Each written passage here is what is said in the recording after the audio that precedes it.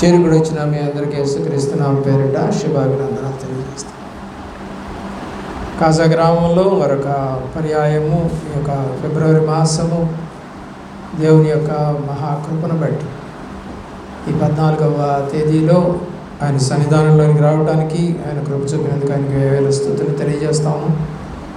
10 నిమిషాలు వాక్యాన్ని జ్ఞాపకం చేసుకున్నాం. ఇప్పుడు పాటల ద్వారాను ప్రార్థన ద్వారాను దేవుడు మహిమ పొంది ఉన్నారు. మరి సమయంలో వాక్యము విని మనము దేవుడి వైపు చూద్దాము. ద్వితీయోపదేశకాండము 6వ అధ్యాయము 19వ వచనం. ద్వితీయోపదేశకాండము 6వ అధ్యాయము 19వ వచనం. యెహోవా చెప్పిన ప్రకారము నీ పితరులతో ప్రమాణము చేసిన మంచి దేశములో నీవు ప్రవేశించి దాన్ని స్వాధీనపరుచుకున్నట్లును నీ యెహోవా దృష్టికి యథార్థమైనది ఉత్తమమైనది చేయగలరు. నీవు అన్నాడు, మీరు అని కాదు. అంటే ఒక్కొక్కళ్ళకి చెప్తా ఉన్నాడు. ఇది ఎవరిది వాళ్ళకే, ఎవరి యథార్థత వాళ్ళదే, అందరి యథార్థత కాదు. ఇది నీవు యెహోవా దృష్టికి యథార్థమైనది ఉత్తమమైనది చేయగలరు. ఎప్పుడంటండి?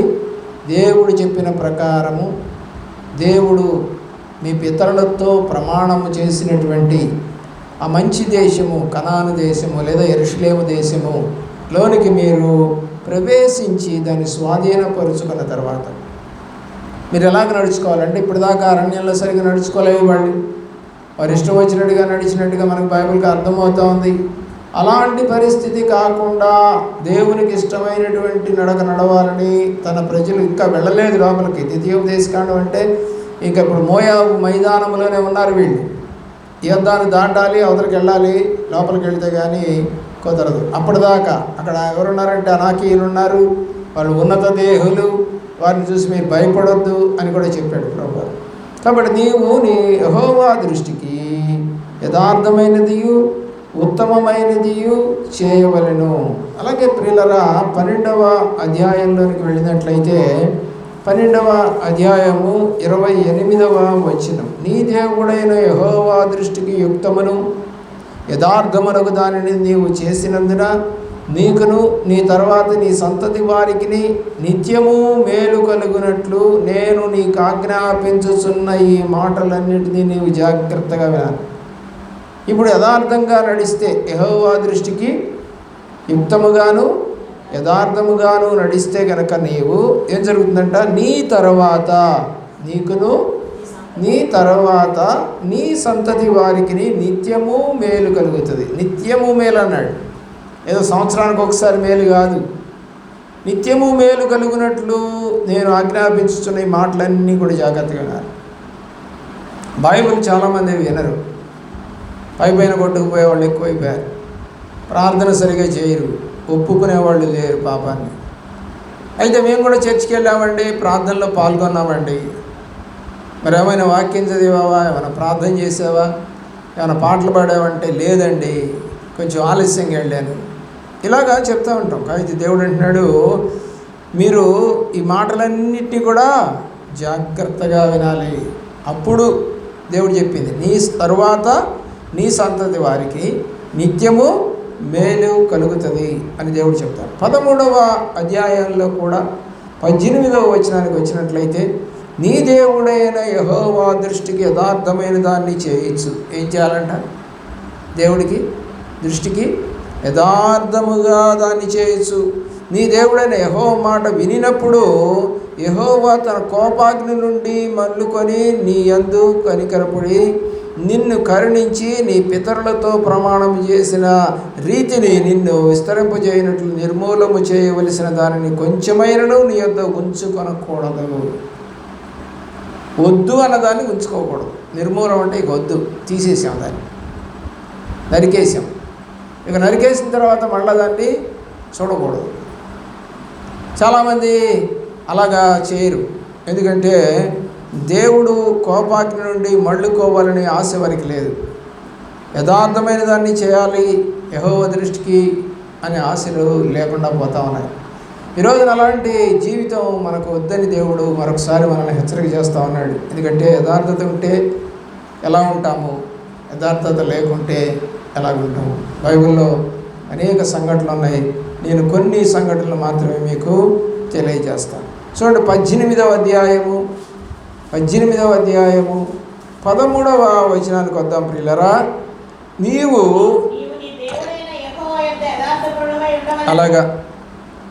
ఎలాగ ఉండాలి కాబట్టి యథార్థపరుడుగా ఉండాలి మీరు అని అనేక పర్యాయాలు దేవుడు ఒకే గ్రంథంలో ఎన్నిసార్లు రాశాడు. యథార్థత యథార్థత యథార్థత. ఎప్పుడైతే యథార్థతను మనం కోల్పోతామో ఇంక దేవుడిని కూడా మనలో నుంచి తీసేసినట్టే.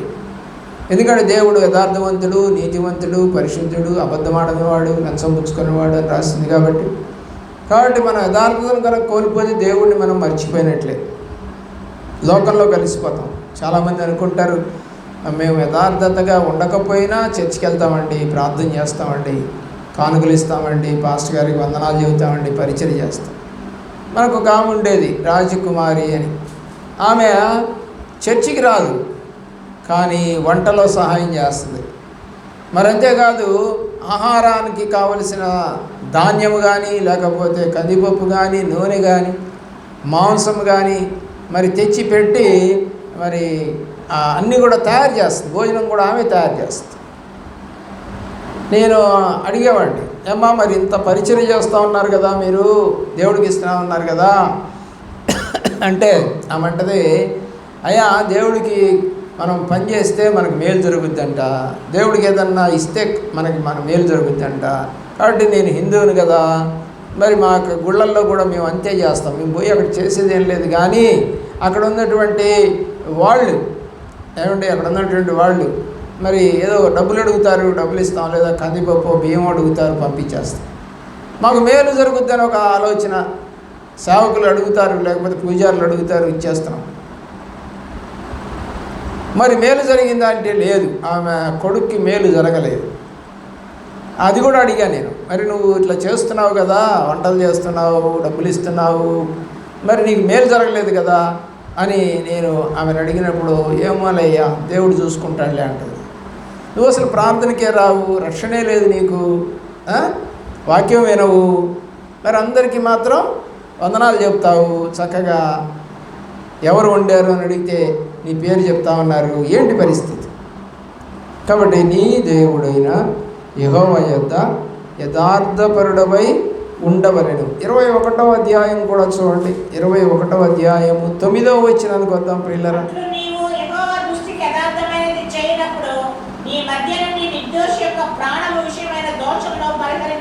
ఎట్లాగంటే యెహోవా దృష్టికి యథార్థమైనది చేయునప్పుడు నీ మధ్య నుండి నిర్దోష యొక్క ప్రాణం విషయమై దోషమును పరిహరించదు. అంటే నిర్దోషికి శిక్ష వేయవు ఎప్పుడు యథార్థం అంటే.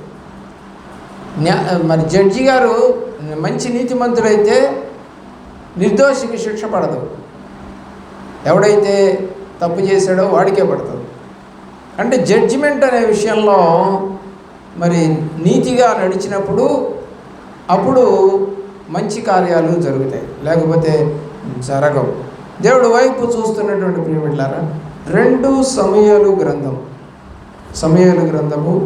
2వ గ్రంథము 22వ అధ్యాయము 33వ వచనానికి వచ్చినట్లయితే, దేవుడు నాకు బలమైన కోటగా ఉన్నాడు, ఆయన తన మార్గమునందు యథార్థవంతులను నడిపించును. ఎవరి మార్గములో? దేవుడి మార్గములో ఎవరు నడుస్తారు? యథార్థవంతులు నడుస్తారు. మరి అదేంటండి, అన్యాయం చేస్తూ, అక్రమం చేస్తూ, లంచాలు తీసుకుంటూ, కానుకలు ఇవ్వండి, దశంభాగాలు ఇవ్వకపోతే మీరు చచ్చిపోతారు, పనికిరారు, మీ ఇళ్ళు నాశనం అయిపోతాయి, మీ కుటుంబాలు నాశనం అయిపోతాయి, నన్ను బాగా చూసుకోండి. ఒక పాస్టర్ గారు ఒక ఊరు వెళ్ళారంట. ఆ ఊరు వెళ్తే ఆ ఊరిలో దర్శనం చేస్తాడు ఆయన. ఇప్పుడు ఊరు వెళ్ళి ప్రార్థన చేసి వస్తాడు, ఆ ప్రార్థన కూడా పెడతాడు. అయితే ఆయన అంటాడంట, ఒక వారము ఆయన వచ్చినప్పుడు మరి ఒక ఆమె వేరే ఆమె వండుతూ ఉంది అన్నం, పాస్టర్ గారికి, పాస్టర్ గారి భార్యకి, ఆయన 2 పిల్లలు కూడా వెళ్తారు, మొత్తం 4 పెట్టాలి. సరే ఆమె వేరే వాళ్ళ ఇంట్లో భోజనం అని చెప్పినప్పుడు ఆయన అంటున్నట్ట, శాంతమ్మ బాగుండొద్ది కదా, ఎందుకంట ఈ వారం వండలేదు అంటాడు. అంటే ఇప్పుడు అతను దేనికోసం వచ్చాడు చెప్పండి? ఆ ఊరు తిండి కోసం వచ్చాడు. ఫలానా వండితే తినాలనుకుంటున్నాడు, ఆ వంట ఎక్కువ పెట్టుద్దండి బాగా. మరి అయ్యగారు మళ్ళీ సాయంకాలానికి ఏం వండుకుంటాడు అని చక్కగా క్యారేజ్ కూడా కట్టి ఆ చేపల మాంసమో లేకపోతే ఆ యొక్క కోడి మాంసమో ఏదో ఒకటి కొంచెం ఎక్స్ట్రా వండుద్దట. మరి ఏం వండిందో లేదో ఆయనకి తెలియదు. అది కాకుండా చేసినప్పుడు రుచి చూడలేదు ఆయన. కాబట్టి కొంతమందికి అలాగా ఉంటుంది. ఏమనంటే మరి భోజనము చేసి సంతృప్తి పడదాము, జీవితం మరి వండొచ్చుగా అమ్మా నువ్వు అన్నాడంట. వచ్చే వారం వండుతాలయ్య గారు అన్నట్టు. కాబట్టి దేవుని ప్రేమిస్తున్నటువంటి ప్రియ బిడ్డలారా ఆలోచన చేయవలసిందిగా కోరుతా ఉన్నాం. సమూయేలు లేకపోతే మొదటి రాజుల గ్రంథం 3వ అధ్యాయము 6వ వచనానికి వెళదామండి. 6వ వచనానికి వెళదాం. సొలొమోను ఇలాగ మనవి చేసింది, ఈ దాసును నా తండ్రినైన దావీదుని దృష్టికి అనుకూలముగా సత్యమును నీతిని అనుసరించి యథార్థమైన మనసు గలవాడై ప్రవర్తించను కనుక నీవు అతని ఎడల పరిపూర్ణ కటాక్షలకు పరిచి ఈ దినమునున్నట్లుగా అతని సింహాసనం మీద అతని కుమారుని కూర్చుండబెట్టి అతని యందు మహాకృపను చూపి ఉన్నాడు. ఇక్కడ 2 అర్థాలు ఉన్నాయి మనకి. ఒకటి, తండ్రి యథార్థంగా నడిచినందుకు కుమారుని ఎక్కడ కూర్చోబెట్టాడు? సింహాసనం. ఇందాక మనం చదువుకున్నాం ద్వితీయోపదేశ కాండంలో ఏంటంటే నువ్వు కనుక యథార్థంతగా ఉంటే నీ సంతానానికి నిత్యము మేలు చేస్తానని చెప్పాడు 12వ అధ్యాయం 28వ వచనం ద్వితీయోపదేశ కాండం. మరి మంచిదే. మరి ఇప్పుడు నీవు కూడా అలాగుంటే నీకు ఒక మంచి ఉద్యోగం వచ్చింది, ఆ తర్వాత నీ కొడుక్కి, నీ కూతురికి, నీ అల్లుడికి, అందరికీ కూడా మంచిగా కార్యాలు జరగాలి అంటే సొలొమోను అంటున్నాడు, నా తండ్రి అయిన దావీదు నీ దృష్టికి అనుకూలముగాను సత్యమును నీతిని అనుసరించి యథార్థమైన మనసు గలవాడై ప్రవర్తించి, అందుకనే నేను రాజునయ్యా. మరి సొలొమోను సరిగా ప్రవర్తించలేదు, అయినా తన కొడుకుని రాజు చేశాడు. కానీ ఆ తర్వాత యుద్ధాలు వచ్చినాయి, దేశము 2గా చీలిపోయింది. మరి సొలొమోను రాజు చేసినప్పుడు దేశం చీలిపోలేదు, బాగానే ఉంది, నెమ్మదిగా ఉంది. 40 సంవత్సరాల పాటు ఆ యొక్క దేశంలో యుద్ధములు లేవు, నెమ్మది కలిగింది. అందుకే మందిరం చక్కగా కట్టగలిగారు, నెమ్మది ఉంది కాబట్టి. చూడండి 15వ అధ్యాయము 2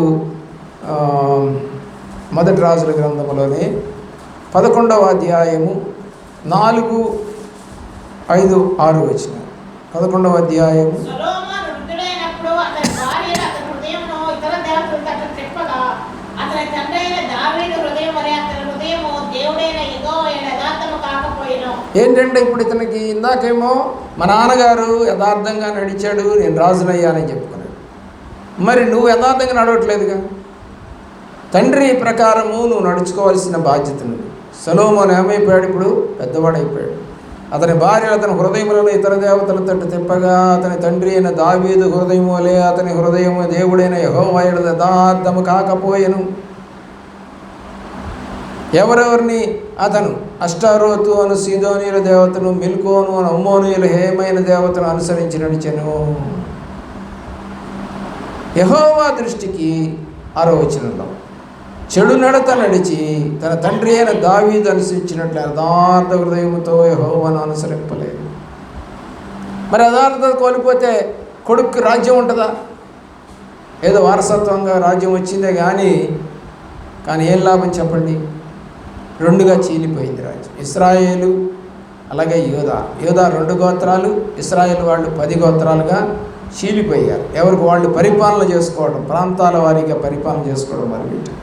15వ అధ్యాయంలో కూడా మనము మొదటి రాజుల గ్రంథము 15వ అధ్యాయం 4వ వచనం, దావీదు హిత్తీయుడైన ఉరియా సంగతి యందు తప్ప తన జీవిత దినములనియు యెహోవా దృష్టికి యథార్థముగా నడుచుకొనుచు యెహోవా తనకి ఇచ్చిన ఆజ్ఞలలో దేని విషయమందును తప్పిపోకుండెను. ఏంటంటే అండి, దావీదు హిత్తీయుడైనటువంటి ఉరియా భార్య అయినటువంటి ఆమె విషయంలో తప్ప తన జీవిత దినములన్నీ కూడా ఎలాగున్నాడంట? యెహోవా దృష్టికి యథార్థంగా. తప్పు చేయలేదని చెప్పట్లా, దేవుడు చేశాడు, ఒక తప్పు చేశాడు. కానీ మిగతా 99 మార్క్స్ ఉన్నాయి, అతనికి 1 మార్కు పోయింది. ఏమంటే 1 మార్కు పోయినా కూడా పోగొట్టుకున్న నాణ్యాన్ని కోసమని ఆమె ఎతుకుతూ దాన్ని సంపాదించుకుంది.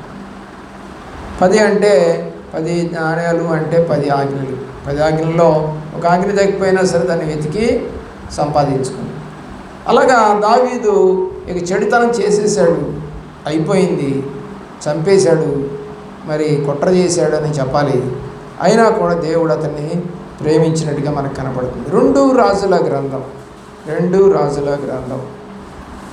20వ అధ్యాయం 3వ వచనానికి వద్దాం పిల్లరా. యెహోవా యథార్థ హృదయుడనై సత్యముతో నీ సన్నిధిని నేనెట్లు నడుచుకుంటునో, నీ దృష్టికి అనుకూలముగా సమస్తమును నేనెట్లు జరిగించితినో కృపతో జ్ఞాపకము చేసుకొని హిజ్కియా కన్నీళ్లు విడుచుచు యెహోవాను ప్రార్థించి. ఎలా నడుచుకున్నానని చెబుతున్నాడు? నీ యొక్క సన్నిధిలో నేను అనుకూలముగా మరియు నాయన సత్యముతో నడుచుకున్నాను కదా, యథార్థంగా ఉన్నాను కదా, నేను మరి నీ దృష్టికి అనుకూలంగా నడుచుకున్నాను, సత్యముతో నడుచుకున్నాను, నీ సన్నిధిలో యథార్థ హృదయుడినై ఉన్నాను, మరి నన్ను జ్ఞాపకం చేసుకో, నాకెందుకు మరణము చెందాలి నేను అని కన్నీళ్లతో ప్రార్థన చేశాడు. దేవుని యొక్క ప్రేమలో యథార్థత ఉంటే మనం దేవుడిని గట్టిగా అడగలేదు. యథార్థవంతుడు బహుధైర్యంగా ఉంటాడు, బొబ్బరిస్తాడంట సింహము వలె. కాబట్టి ఇక్కడ యథార్థత అనేది చాలా ఇంపార్టెంట్ పిల్లలు. కాబట్టి మనము యథార్థ హృదయంగా ఉండి దేవుణ్ణి మహిమపరచవలసింది. 22వ అధ్యాయంలో కూడా మనం చూసినట్లయితే 22వ అధ్యాయం 1-2 వచనాలు. ఏషియా ఏలాన్ని ఆరంభించినప్పుడు 8 ఏళ్ల వాడై యెరూషలేమునందు 31వ సంవత్సరములు ఏలెను. అతని తల్లి బొస్కతు ఊరివాడకు ఆదాయకు కుమారుడైన ఎదీదా. అతడు యెహోవా దృష్టికి యథార్థముగా నడుచుచు కుడి ఎడమలు తిరగక తన పితరుడకు దావీదు చూపిన ప్రవర్తనకు సరిగా ప్రవర్తించి. ఎవరండి ఇతను? ఎదీదా అనేటువంటి వాడు దేవుని దృష్టికి ఎట్లా నడుచుకున్నాడంట? యథార్థముగా.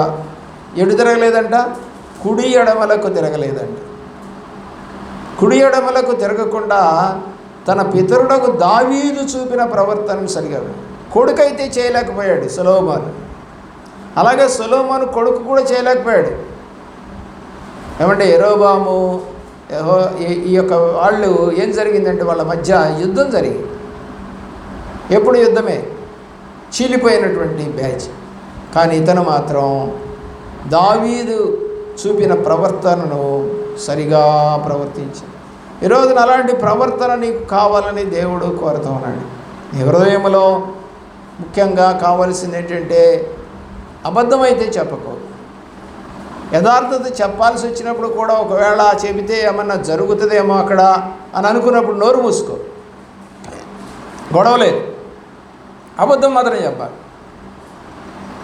కాబట్టి మనము యథార్థవంతులుగా ఉండాలంటే అదొక మార్గం, మౌనంగా ఉంటాం. దినవృత్తాంతాల మొదటి గ్రంథం 29వ అధ్యాయం 29వ అధ్యాయం 29వ అధ్యాయము 17వ వచనం చూడండి. 17వ వచనానికి వెళదాం పిల్లరా. ముండ్ల కొంకులను గిన్నెలకును పాత్రలకును కావలసినంత అచ్చ బంగారమును, బంగారు గిన్నెలతో ఒక్కొక్క గిన్నెకు కావలసినంత బంగారము ఎత్తు ప్రకారమును, వెండి గిన్నెలను ఒక్కొక్క గిన్నెకు కావలసినంత వెండి ఎత్తును ప్రాకారముగా చేశారు. ఇక్కడ మనం చూసినట్లయితే దేవుని యొక్క ప్రేమలో, నా దేవ నీ హృదయము పరిశోధన చేయుచు యథార్థవంతుల యందు ఇష్టపడుచున్నావని నేను ఎరుగుదును.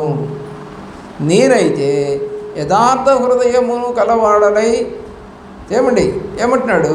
ఇవి అన్నీ మనఃపూర్వకంగా ఇచ్చి ఉన్నాను. ఇప్పుడు ఇక్కడ నుండి నీ జనులను నీ మనఃపూర్వకముగా అచ్చట చూచి సంతోషించుచున్నాను. మనఃపూర్వకంగా ఇచ్చేవాళ్ళని చూసి సంతోషించాలి. అయితే మందిరానికి రాకుండా కాదు, మందిరానికి వస్తూనే ఉండాలి, మనం ఇవ్వాలి. ఇప్పుడు కొంతమంది కొన్ని గుళ్ళకి వెళ్తారు, సాయిబాబా గుడికి వెళ్ళేవాడు సాయిబాబా గుడిలో ఇస్తారు, అమ్మవారి గుడికి వెళ్తే అమ్మవారి గుడిలో, శివాలయంకి వెళ్తే శివాలయంలో. ఏమంటే అలాగా దేవుళ్ళకి ఏ దేవుడి దగ్గరికి వాళ్ళు వెళ్తున్నారో వాళ్ళ యొక్క పూజలు వాళ్ళు చేసుకుంటూ ఉంటారు ఇళ్ళల్లో, వాళ్ళకే ఇస్తూ ఉంటారు, ఆ గుడికే ఇస్తూ ఉంటారు. ఇక్కడ మరి వేరే వేరే దేవుళ్ళు మనకు లేరు, ఒకడే దేవుడు. కాబట్టి నువ్వు ఏ సంఘానికి వెళ్ళినా కూడా యేసుక్రీస్తే. కాబట్టి ఎవరికి ఇచ్చినట్టు అవుతుంది? అది ప్రభువారికే ఇచ్చినట్టు అవుతుంది. మళ్ళీ చదవండి. నా దేవా హృదయ పరిశోధన చేయొచ్చు. ఎవరి యందు ఇష్టపడతాడంట? యథార్థవంతుల యందు ఇష్టపడుచున్నావని. ఇవి అన్నీ మనఃపూర్వకముగా ఇచ్చి ఉన్నాను. ఇప్పుడు ఇక్కడ నుండి నీ జనులను నీకు మనఃపూర్వకముగా ఇచ్చుట చూచి సంతోషం. ఎలాగేయాలంట? మనఃపూర్వకంగా ఇవ్వాలి. గొడుక్కుంటూ సణుక్కుంటూ ఇవ్వాల్సి వచ్చిందా? అమ్మో డబ్బులు అడుగుతున్నారా అక్కడ, నేను రానులే, మా గుడికి దగ్గరికి వెళ్తే డబ్బులు కూడా అడగాల్సిన పని లేదు, పూలు ఇవ్వాల్సిన పనిలే, పళ్ళు ఇవ్వాల్సిన పనిలే, గుడి చుట్టూరు 3 ప్రదక్షిణలు చేసి 3 గంటలు కొట్టి దండం పెట్టుకుంటే పంతులు గారు మాకు తీర్థం ఇస్తాడు, ప్రసాదం ఇస్తాడు, మేము కానుక ఇవ్వకపోయినా కూడా, దక్షిణ ఇవ్వకపోయినా, సంభావన ఇవ్వకపోయినా అని అంటూ ఉంటారు. కాబట్టి దేవుడి దగ్గరికి ద్వితీయోపదేశకాండంలో ఒక మాట ఉంది. ఏమనంటే, నువ్వు దేవుడి దగ్గరికి వచ్చినప్పుడు ఉత్త చేతులతో రావద్దు అని. అందుకని నేను ఒక సంఘానికి వెళితే ఆ సంఘంలో వాళ్ళు ఉపవాస ప్రార్థన చేసేటప్పుడు కూడా మరి అంటే మందిరానికి వస్తారు కాబట్టి అప్పుడు కూడా వారు కానుకేస్తారట. సరే మంచిదే, వాళ్ళు బైబిల్ చెప్పినట్టుగా మరి దేవుడి సన్నిధికి వచ్చినప్పుడు ఉత్త చేతులతో రాకూడదని రాసింది కాబట్టి వాళ్ళు దేవుడి సన్నిధికి వచ్చారు కాబట్టి మరి వాళ్ళకి తోచిన కానుక వేస్తున్నారేమో మనకైతే తెలియదు. మనం అబ్జెక్షన్ చేయడానికి లేదు, కానీ అక్కడ వాక్యం చెప్పడానికి వెళ్ళాం. దేవుడు కృప కాబట్టి మనకి రకరకాలైన ఇన్సిడెంట్స్ తగులుతూ ఉంటాయి మనకి. అటన్నిటినీ కూడా మనము దేవుడి వైపు చూస్తూ దేవుడిని గణపరచాలి. 2 దినవృత్తాంతాల గ్రంథము 14వ అధ్యాయము 2వ వచనం. ఆసా తన దేవుడైన యెహోవా దృష్టికి అనుకూలముగాను యథార్థంగాను నడిచిన వాడై అన్యదేవతల బలిపీఠములను పడగొట్టి ఉన్నత స్థలములను పాడు చేసి ప్రతిమలను పగలగొట్టి దేవతా స్తంభములను కొట్టివేయించి వారి పితరుల దేవుడైన యెహోవాను ఆశ్రయించుటకును ధర్మశాస్త్రమును బట్టి విధిని బట్టి క్రియలు జరిగించుటకును యూదా వారికి ఆజ్ఞాపించాడు. ఏంటంటే తన దేవుడైన యెహోవా దృష్టికి అనుకూలముగాను యథార్థం 2 ఉంటాయండి. అనుకూలంగాను నడవాలి అంటే ఇష్టం వచ్చినట్టుగా మనం చర్చికి వచ్చి రావడం అనేది అనుకూలం కాదు. మన ఇష్టం వచ్చినట్టుగా చర్చికి రాకూడదు. అనుకూలంగా అంటే దేవుడికి ఇష్టంగా రావాలి. తర్వాత 2వది యథార్థంగా ఉండాలి. వచ్చి మళ్ళీ అబద్ధం చెప్పకూడదు, దొంగ తిరుగులు చెప్పకూడదు. కాబట్టి మరి కొంతమంది అలా వస్తూ ఉంటారు, వచ్చి కొన్ని సాకులు చెప్తూ ఉంటారు, లేనిపోని అన్నీ కూడా సాకులు చెప్తారు. ఏమండి మా వారు ఇంకా రాలేదు, అందువల్ల రాలేకపోయానండి అని చెప్తారు. వాళ్ళ ఆయన అప్పుడు అడిగితే ఏంటంటే అంటే నేను ఎప్పుడో వచ్చానండి, ఆమె తయారు కాలేదండి అంటాడు. ఇప్పుడు ఇద్దరిది తప్పే. కాబట్టి ఆలోచించేయండి, దేవుడి వైపు చూడండి. దేవుడు చెప్తా ఉన్నాడు 16వ అధ్యాయములో 9వ వచనానికి వద్దామా? తన ఎడల యథార్థ హృదయము గల వారిని బలపరచుటకై యెహోవా కనుదృష్టి లోకమంతయు సంచారము చేయుచున్నది. ఎవరిని కనుగొనాలని దేవుడు ఉద్దేశంగా ఉంది చెప్పండి. ఇక్కడ యథార్థవంతులను కనుగొనాలని ఆయన కనుదృష్టి లోకమంతా కూడా సంచరిస్తూ ఉంది అని బైబిల్ మనకు తెలియజేస్తాం. కాబట్టి నీ జీవితంలో కూడా నీవు యథార్థవంతులుగా ఉంటే దేవుడు నిన్ను చూస్తున్నాడు అని అర్థం, నిన్ను కనిపెడుతున్నాడు అని అర్థం, నిన్ను వాడుకోవాలనుకుంటున్నాడు అని అర్థం, నువ్వు దేవుడికి కావాలని అర్థం.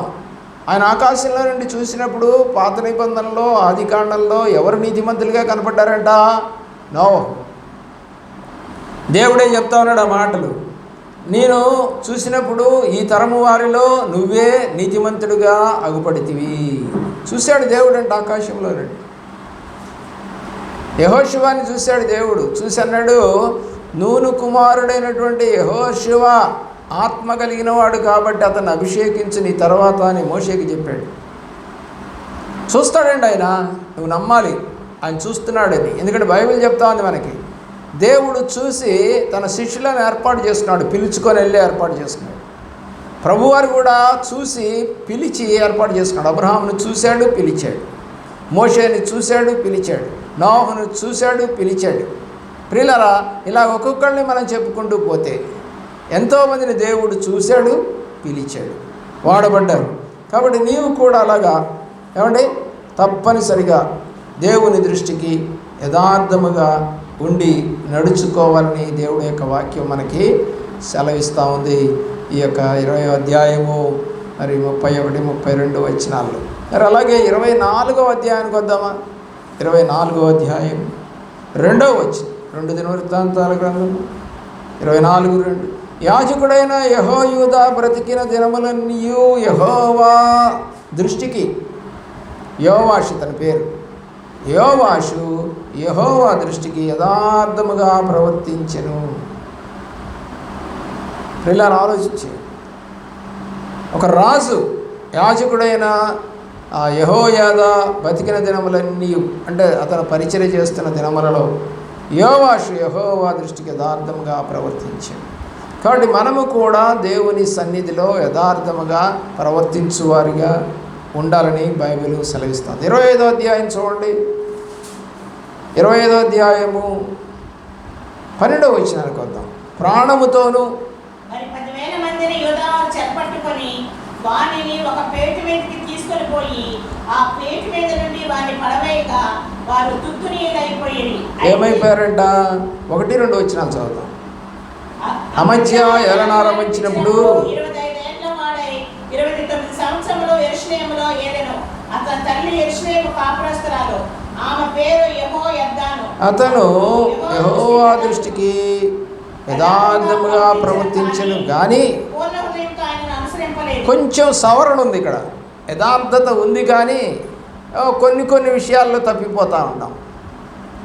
మీ ఆయన ఏంటి రాత్రి కొట్టాడంటే, కొట్టలేదండి అంటదా. ఒకసారి నేను అలాగే ఒక బలారాధనకు వస్తా ఉన్నప్పుడు రాత్రికాలం అంట భర్త అన్నాడంట, మరి నాకు దగ్గరికి రా అన్నాడంట. నేను రాను, రేపు బల్లారాధన ఉంది, నేను పరిశుద్ధంగా ఉండాలి అని చెప్పింది. ఏమనుకుంటున్నావు, నువ్వు నా భార్యవి, నీ సేవకుడు మాట వింటావా, నా మాట వింటావా అని చెప్పేసి కుర్చీ తీసుకొని పట్టా కొట్టాడు. ప్రియులారా ఆలోచించేయండి. అయితే ఆమె నిష్టగానే ఉంది, వెళ్ళలేదు భర్తతోటి. ఆమె బల్లారాధనకు వచ్చిన తర్వాత కొంచెం నీరసంగా కూర్చొని ఉంటే అడిగాను, ఏంటి సిస్టర్ ఇలాగ ఉన్నావు అని అంటే, ఆ అమ్మాయి చెప్పలేదు కానీ ఆ అమ్మాయి ఏం లేదు అంది. కానీ పక్కన ఉన్నటువంటి వాళ్ళు, అంటే ఇంట్ల పక్కన ఉంటారు కదా, వాళ్ళు కూడా వచ్చారు. వాళ్ళు అన్నారు, అయ్యా రాత్రి ఏం కొట్టాడయ్యా అమ్మాయిని అంటాడు. కాబట్టి కొన్ని సందర్భాల్లో మరి మౌనంగానే ఉంటారు. ఆ యథార్థత ఉన్నా కూడా ఒక్కోసారి చెప్పలేము, ఎందుకంటే మళ్ళా కొడతాడేమో ఇంటికి వెళ్తే. ఏంటి చర్చిలో చెప్పామంటా మీ పాస్టర్ గారికి అని కొడతారేమో. కానీ దేవుడు ప్రేమిస్తున్న ప్రియబిడ్డలారా ఆలోచన చేయండి. అతడు యెహోవా దృష్టికి యథార్థంగా ప్రవర్తించను కానీ హృదయములో ఆయనను పూర్ణ హృదయంతో అతన్ని అనుసరించలేదు. కొంతమంది అలాగ ఉంటారు బైబిల్లో. మరి మనం కూడా ఒకవేళ అలాగున్నావేమో, ఎవరి ద్వారా ఇతను ఉన్నట్టుగా, ఏమండి యెహోయద్దాను ఉన్నట్టుగా ఒకవేళ నీవు కూడా దృష్టికి యథార్థంగా కనపడుతూనే పూర్ణ హృదయంతో ఆయన అనుసరించడం లేదేమో. ఒకసారి ఆలోచన చేయవలసిందిగా కోరుతా ఉన్నాం. దేవుని యొక్క ప్రేమలు 26వ అధ్యాయంలో కూడా 3, 4 వచ్చిన ఉజ్జియా ఏలనారంభించినప్పుడు 16 ఏళ్ళేనండి అతనికి. 16 ఏళ్ల నుంచి పరిపాలన చేసి 52 సంవత్సరాలండి. అంటే 16ను ఒక 52 కలిపితే ఎంత అండి? 68 ఏళ్ళు. 68 ఏళ్ళ పాటు అతను బతికాడు. అతని తల్లి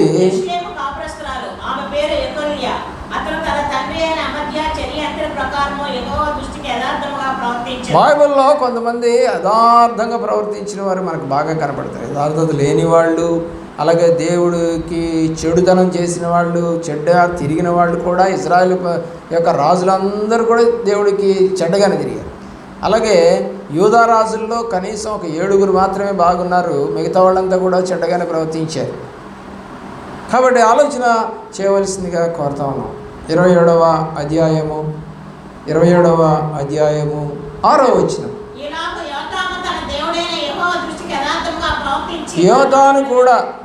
యోతాము కూడా యెహోవా దృష్టికి యథార్థంగానే ప్రవర్తించిన. యోతాము చేసిన కార్యాలన్నీ కూడా గ్రంథంలో రాశారు, చదువుకోండి అని చెప్తాను. అంటే అది మన దగ్గర లేదు, అది వాళ్ళ దగ్గర ఇజ్రాయేల్ గ్రంథంలో రాసింది.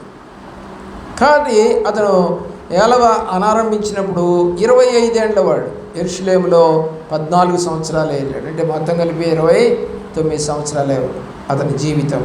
అయినా కూడా అతను నడిచిందంతా కూడా యథార్థంగా నడిచాడు. 29వ అధ్యాయం 29 1-2 వచనాలు చూడండి. హిజ్కియా ఏలనాలు పెంచినప్పుడు 25 ఏండ్ల వాడై 29 సంవత్సరములో యెరూషలేములో ఏలెను. 25 ఏండ్ల వాడై ఎన్ని సంవత్సరాలు? 29. 25 ఎంతండి? 54 సంవత్సరాలు. దేవునికి స్తోత్రం. అతని తల్లి జకరియా కుమార్తె, ఆమె పేరు అబియా. అతడు తన పితరులకు దావీదు చర్యల ప్రకారం యెహోవా దృష్టికి యథార్థంగా ప్రవర్తించాడు. కాబట్టి హిజ్కియా నడిచినప్పుడల్లా, యుద్ధం వచ్చినప్పుడు కూడా ఏం చేశాడు? అయ్యా మా వల్ల కాదు ప్రభు అని ఉత్తరాన్ని తీసుకెళ్ళి మందిరంలో పెట్టి ప్రార్థన చేశాడు. అలాగే సంఘానికి ఏం చెప్పాడు? వాళ్ళకి ప్రార్థన చేయండి చెప్పాడు. అలాగే ఏషియాకి ఏం చెప్పాడు? ప్రార్థన చేయమని చెప్పాడు. అందరికీ ప్రార్థన చేయండి, ప్రార్థన చేయండి, ప్రార్థన చేయండి అని ఇతను కూడా వెళ్ళి ప్రార్థన చేశాడు గుళ్ళో, దేవుని యొక్క మందిరంలో. దేవుడు మరి ఆ యొక్క యాజకుడికి చెప్పి, అయ్యా భయపడొద్దని చెప్పు అని చెప్పాడు. ఆ రాత్రి అతను ఇంటికి వెళ్ళాడు, పడుకున్నాడు. ఆ రాత్రి ఒక దూత వచ్చి, దేవుని ప్రేమిస్తున్నటువంటి ప్రియ బిడ్డలారా ఆలోచన చేయండి ఏం జరిగింది అని అంటే, దేవుని యొక్క మహాకృపలో 1,85,000 మందిని ఒక్క దూత ఆ రోజు సంహారం చేసినట్టుగా మనకు బైబిల్లో కనబడతాం. కాబట్టి దేవుని వైపు చూస్తున్నటువంటి ప్రియ బిడ్డలారా, నువ్వు దేవునికి ఇష్టంగా నడుస్తున్నావా, లోకానికి ఇష్టంగా నడుస్తున్నావా, పరిశుద్ధంగా నడుస్తున్నావా, యథార్థంగా నడుస్తున్నావా, ప్రవర్తన అంతట్లో దేవుడికి హృదయాన్ని ఇచ్చి నడుస్తున్నావా, ఒకసారి పరిశీలన చేసుకోవాల్సిన బాధ్యత నీకు ఉంది. కారణం ఈరోజు ఎందుకంటే దేవుడిని నమ్మామంటాం గొప్ప సంగతి కాదు. ఒక భార్యని పెళ్లి చేసుకున్నామని చెప్పుకోవడం గొప్ప సంగతి కాదు, కానీ ఆమెను సక్రమంగా చూసుకోగలగటం, ఆనందంగా ఆమెని ఉంచగలగటం, సంతోషంగా వారి సంసార జీవితాన్ని జీవించినప్పుడే అది మంచి దంపతులు అని అంటారు వాళ్ళని. లేకపోతే వాళ్ళని ఏమంటారండి, ఎప్పుడు నిత్యము గొడవలేనండి ఆ ఇంట్లో అని అంటారు. అంటే సంతోషం లేనటువంటి హృదయం అది. సంతోషం లేకుండా జీవించే హృదయముగా నీ హృదయం ఉండకూడదు. ఆత్మీయ మేలులతో నింపబడిన హృదయము ఉండాలి. 29వ అధ్యాయంలో అది దినవృత్తాంతాలు 2వ గ్రంథము 29వ అధ్యాయము 34వ వచనానికి పడతాం పిల్లలు. 34వ వచనం.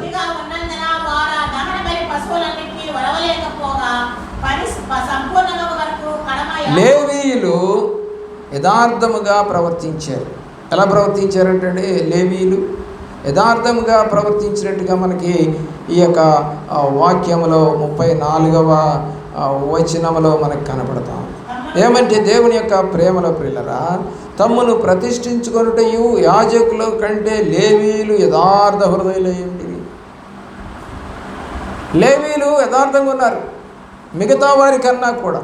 యాజకుల కంటే లేవీయులు యథార్థ హృదయం. కాబట్టి మనము యాజకుడిగా ఉన్నావేమో, నాయకుడిగా ఉన్నావేమో, పాస్టర్గా ఉన్నావేమో, ఇవాంజలిస్ట్గా ఉన్నావేమో, పాదిరిగా ఉన్నావేమో, ఏమండి నువ్వు ఎలాగున్నా సరే దేవుడికి ఎలాగుండాలి? యథార్థముగా ఉండాలి. దేవుని యొక్క ప్రేమలో యోబు గ్రంథం మనందరికీ తెలిసింది. యోబు గ్రంథము 1వ అధ్యాయము దేవుడి వైపు చూద్దాం. 1వ వచనం చదివి ముగిద్దాం. 1వ వచనము మరి 8వ వచనం చదివి ముగిద్దాం.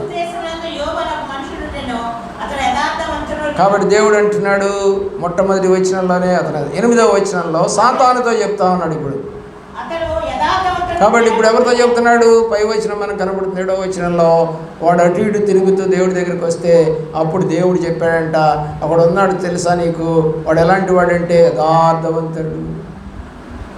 సాక్ష్యం ఇస్తా ఉన్నాడు. ఒక మామూలు వ్యక్తి, ఒక అమ్మానాన్నలకి భూ సంబంధంగా తల్లిదండ్రులకు పుట్టినటువంటి ఒక వ్యక్తి ఎలాగున్నాడంటే దేవుడి దృష్టికి యథార్థంగా ఉన్నాడు. యథార్థతను విడిచిపెట్టలేదు అని కూడా రాసింది 2వ అధ్యాయంలో. ఎందుకంటే భార్య అయితే చచ్చిపోమ్మది, కానీ అతను మాత్రం యథార్థతను విడిచిపెట్టక మేలేనా కీడు అనుభవించతగదా అని చెప్పి, కాబట్టి యథార్థత విడిచిపెట్టమని ఆమె అడుగుతుంది. దేవుడు యోబు అయితే ఆమెనే గద్దిస్తాడు. ఎవరైనా అసలు ఉండరు అలాగా. భార్యలు ఒకవేళ బాగలేకపోతే, ఎవరిని నేను చూశాను ఈ మధ్య యూట్యూబ్లోనూ ఎక్కడో చూశాను, ఆమె భర్త యొక్క బాధను భరించలేకుండా గొంతుని చంపేసిందంట. మంచంలో ఉన్నాడు, రోజు మందు వేయలేకపోతా ఉందంట, మరి అన్నం తినలేకపోతున్నాడంట, స్నానం చేయించడానికి ఎవరు లేరు ఇంట్లో, ఆమెకే కోపం వచ్చేసి అంటే ఆమె చెబుతుంది నేనే చంపేసాం ఆయన, ఎందుకంటే ఆ బాధ నేను భరించలేకపోతున్నాను. ముసలాళ్ళు ఇద్దరు కూడా దాదాపు 70-80 ఏళ్ళు ఉన్నాయి వాళ్ళకి. కాబట్టి ఇక్కడ కూడా భార్య అంటుంది రోగం ఉంది నీకు, బాగా కురుపులు ఉన్నాయి, నువ్వు నా దగ్గరికి రాలేవు, నేను నీ దగ్గరికి రాలేను, చచ్చిపోరా బాబు, ఎందుకు ఈ బతుకెందుకు నీకు. కాబట్టి అలాంటి వాళ్ళు కూడా ఉంటారా అంటే ఉన్నట్టుగా మనకి బైబిల్ తెలియజేస్తూ ఉంది. అలాంటి స్థితి, అలాంటి మనుషులు, అలాంటి ప్రవర్తన ఉన్నవాళ్ళు దేవుళ్ళు ఎదగటం కష్టం. కానీ దేవుళ్ళు గట్టిగా నిలబడ్డాడు యోబు. అందుకనే అతను రెండింతల ఆశీర్వాదం ఇచ్చినట్టుగా మనము 34వ అధ్యాయంలో చదువుతూ ఉంటాం. కాబట్టి దేవుడి వైపు చూడండి, దేవుడి యొక్క మార్గంలో నడవండి, యథార్థంగా ఉండండి. నీకు నీ సంతతి వారికి కూడా మేలు చేయి దేవుడిని హత్తుకొనుడని దేవుడి నామం పేరిట మీకు జ్ఞాపకం చేస్తూ ఉన్నాను. మోకరించండి, ప్రార్థన చేస్తాం.